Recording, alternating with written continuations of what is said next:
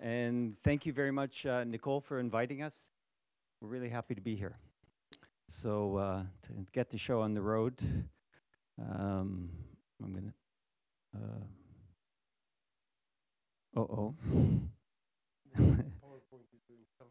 Yeah, okay. Yeah, okay. So, okay, you want to make that bigger? Okay.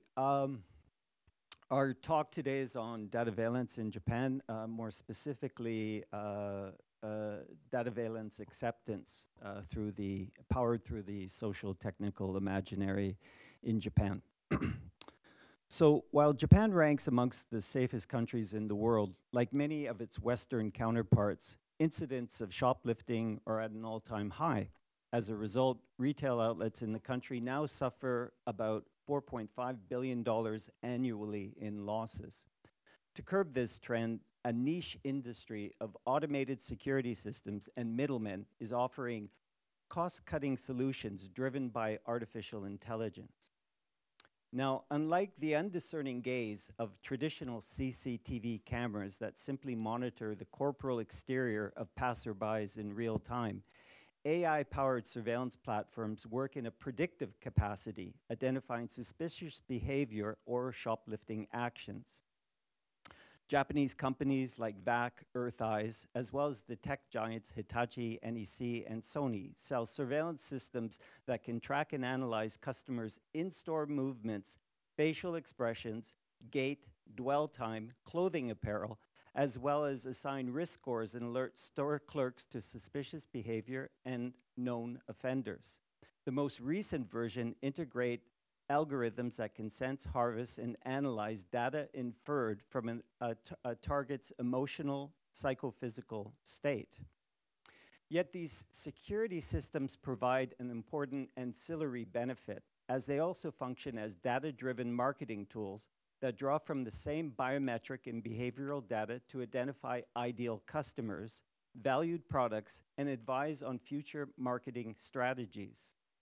When the AI system recognizes an individual as a repeat customer, they recall their history, their historical history from previous visits, spending amounts, as well as favorite purchases. If they're holding an item in their hand, the surveillance system will indicate the type of item and the price. Based on these variables and a constellation of other data points, the customer is assigned an opportunity or risk score. If the customer puts the item in their personal bag, the system will flash an alert, as well as an audio warning to the store manager's computer. So, while dataveillance in Western countries is unpopular and in many cases illegal, Japanese current laws, media outlets, and for the most part, much of its population don't seem to have a problem with it. There are several reasons that may account for this complacency. First are the Confucian-inspired societal norms that emphasize social harmony and respect for authority. Such norms can be evidenced in the hierarchical social dynamics in the workplace, where nobody leaves work until the kacho does, unless, of course, you're gaijin or married to one. Second is the conservative environment in which corporate media operate due to their proximity to elite interests. Besides ranking lowest in press freedom among the G7 members, Japan's media outlets are well known for self-censorship, especially in dealing with controversial issues that threaten the status quo. News stories about surveillance activities by the state or corporations invariably focus on the merits, presenting it as an optimal tool in crime prevention and customer analytics, ignoring the ethical or moral dangers to civil liberties and personal freedoms. Third is the nation's market state approach to technological innovation to invigorate the economy. In turn, there is a general reluctance by policymakers to adopt clear regulatory frameworks around privacy and data collection. These spill over into academic discourse and mainstream media, where scholars and journalists residing within the country avoid taking critical stances on surveillance for fear of being labeled anti-government or subversive. if there are Japanese academics living in Japan who do publish critical stuff on dataveillance by the state or corporations, please let me know. So this begs the question, if there is little to no critical discourse in Japan, what then fuels the social imaginaries that legitimate its practice? We suggest that they can be understood in context to a series of distinct, interconnected, hegemonic discourses.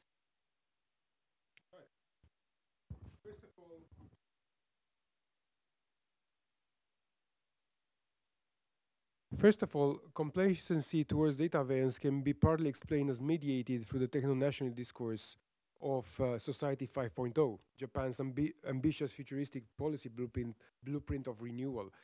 On its own, techno-nationalism might not necessarily be problematic, but we argue that it is implemented ideologically to shape how individuals should be seen and understood within a system of pervasive surveillance. A powerful rhetoric motive to mold individuals as digital citizens into obedient and patriotic consumers.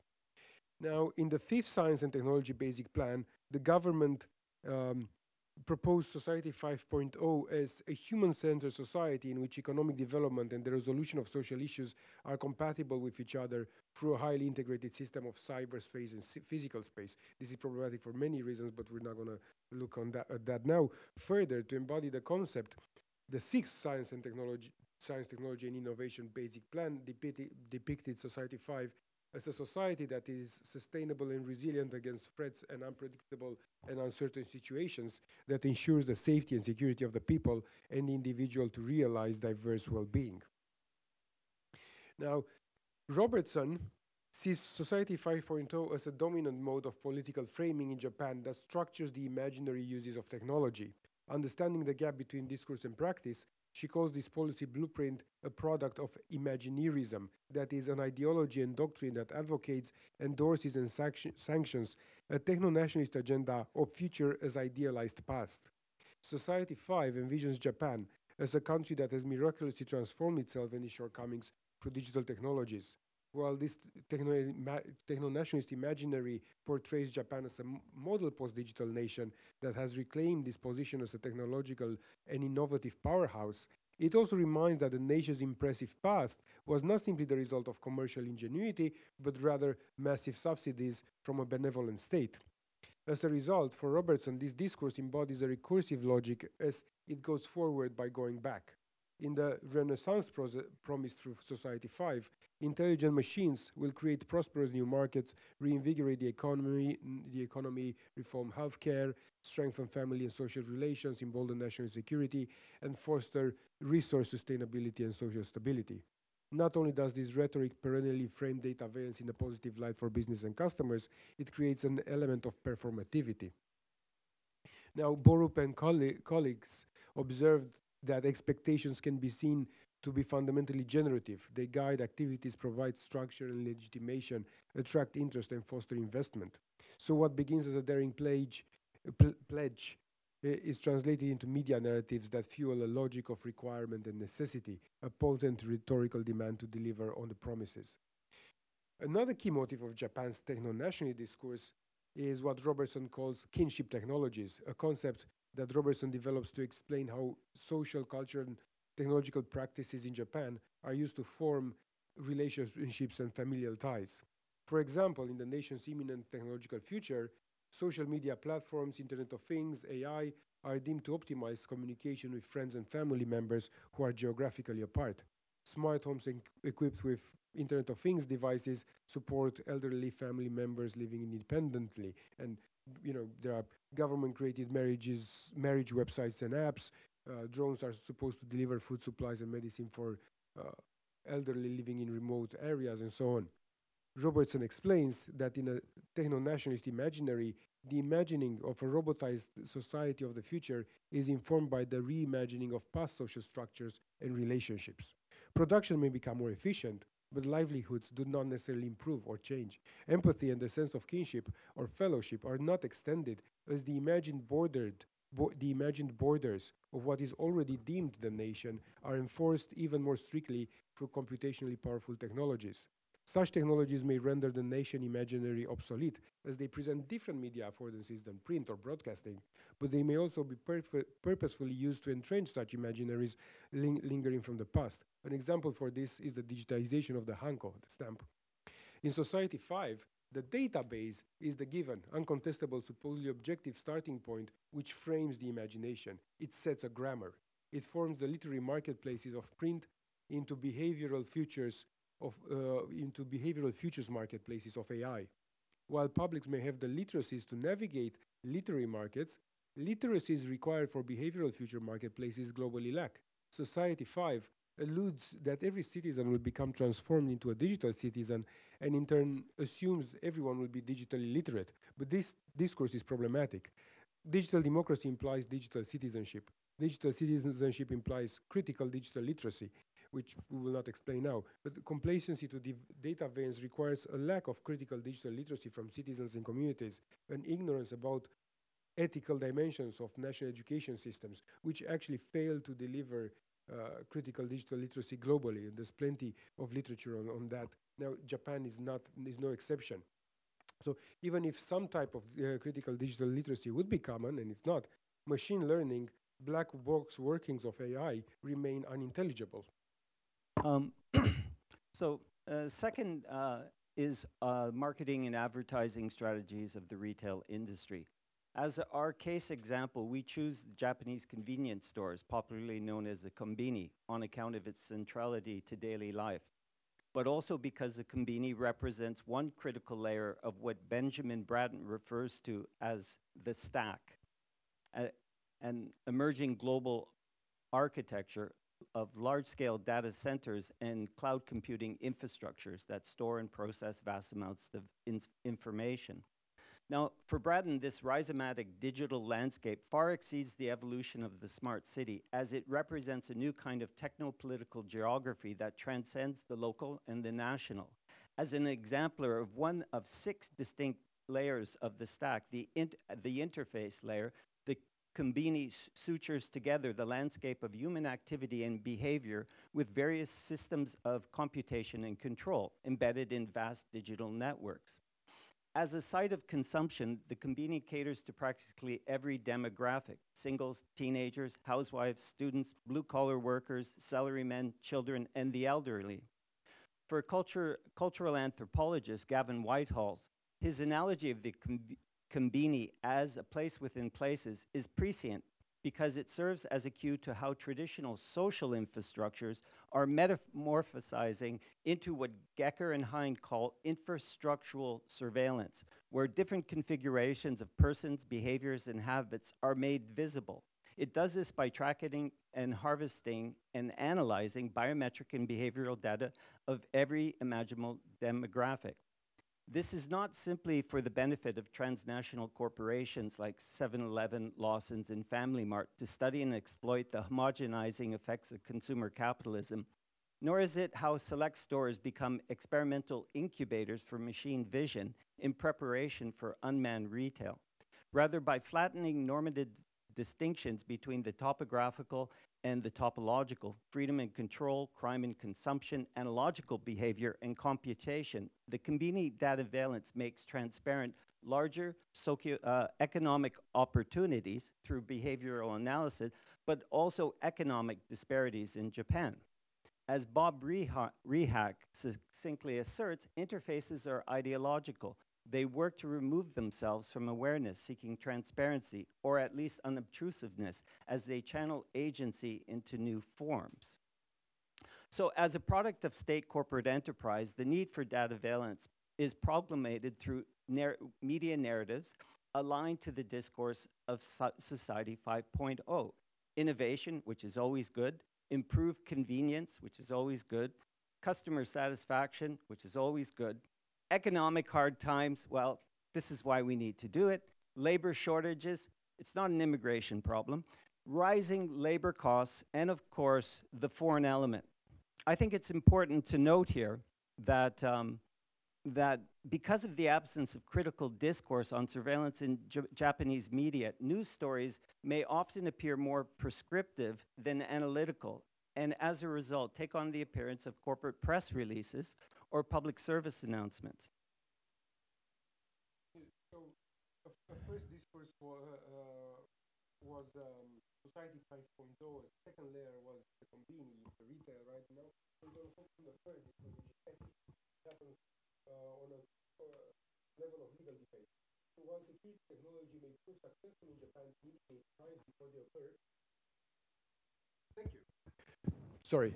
So while AI security technology may prove successful in Japan to mitigate crimes before they occur, forecasting and flagging individuals or groups as suspicious or errant is problematic. The first contention concerns the prescient capability of AI systems. Put succinctly, these technologies purport to see or to understand things that only a machine can see. They do this by considering large volumes of data invisible for humans. Think of historical data sets into graphical and numerical signifiers of threat. The resulting aesthetics of the data visualization clouds human politics, bias and social constructions of suspicion that go into the decision-making processes of what constitutes high or low risk threat. A black boxing occurs with a propensity to perceive the data visualization of the future as a neutral empirical truth. Not only does this kind of machinic verisimilitude hide racial, cultural, religious, socioeconomic disparities or what have you behind a veil of supposedly scientific impartiality, but it also means individuals are being prejudged on what others have done and how they were judged in the past. Instead of offering a solution for the social problem, this use of surveillance AI criminalizes victims of the economic downturn. Instead of enabling citizens to find positive reasons to abide to the rule of law, participating to the democratic process, this practice replaces civil participation with disciplining. By interpreting the customer according to what they will do, Wright explains that despite Japan's apparent internationalism and progressive values, a deeply conservative and narrow view of AI ethics that lacks mechanisms for practical implementation serves to perpetuate rather than address deep and persistent social inequalities and discrimination that seem likely to be further entrenched by AI technologies, exemplifying ethics washing on a national Japanese scale. In other words, criminality is no longer found in the errant body, but a product of suspicious populations. Preemption leaves no room for chance or indeterminacy. The marketing discourse of technology companies displays belief in the positivist fallacy that objectivity and as such social justice can be obtained by removing indeterminacy from policing. While avoiding bias in policing is always desirable, the subjectivity of cognitively and socially culturally situated humans is an indispensable element in humans' sense of justice. As such, we are led to consider the ethical and legal discourse surrounding dataveillance, encompassing data collection, ownership, and retention, and the dilemma of preventing crimes before they happen. We observe a minority report dilemma. AI security systems operate on a proprietary logic akin to what Richard Grizin calls premeditation, a logic born in the wake of 9/11 and from national security discourses that presuppose it possible to bring future threats into the present. Okay, so we have very little time here, so I'll just go through some of the legal stuff. Last but not least is the legal gray area in Japan, which the security industry is now allowed to operate. Like most countries, Japan holds fundamental values such as freedom, democracy, and the rule of law. It also agrees on accountability, transparency, human rights, and privacy that should be built into AI regulatory policy. However, unlike its Western counterparts, Japan's approach to AI regulation at the moment is arguably less interested in taking a top-down governmental approach to mitigating harms than it is to loosening oversight strings to give the technology a chance to flourish. Given this pro-industry inclination, it is no surprise that Japanese privacy law is purposely written to be ambiguous. A prime example of this is the current regulations governing the use of CCTV camera signage. In the West, when there's security systems that are in operation, establishments by law are compelled to put some sort of sign indicating that there is surveillance. But this law simply states in Japan, businesses must publicly disclose the use of CCTV surveillance. But nowhere does it state that the signage warning of customers must be present in their establishments. many businesses exploit this vagueness by simply mentioning the use of CTV monitoring on their corporate websites. So there's not so much time left, so I'm just going to go through just one or two different items. Whenever a new technology is introduced to society, as a revolutionary paradigm, it's oftentimes automatically accepted by that society. However, we have to wonder whether or not we are approaching what is called science or scientism, okay? Also, there's the problem of consent. Non-conscious data is perhaps the most valuable data there is. Even more precious on the black market than someone's credit card stuff. Anyway, so I'll leave it there. There's lots more, and so if you have questions, then please give it to us.